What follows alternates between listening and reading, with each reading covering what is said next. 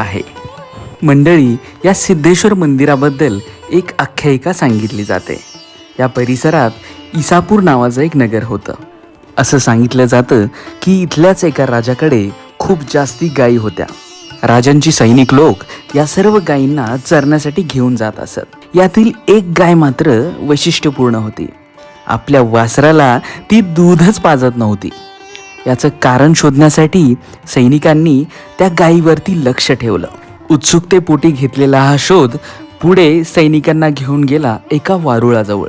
वारुळावरती ती गाय दूध घालत होती। त्यानंतर सैनिकांनी त्या ठिकाणी थोडंसं उत्खनन केलं तर त्यांना आश्चर्याचा धक्काच बसला, कारण तिथे तब्बल शंभू महादेवाच्या 7 पिंडी त्यांना सापडल्या। राजाला ही गोष्ट समजली आणि त्याने लगेचच या ठिकाणचा जीर्णोद्धार केला आणि भव्य असं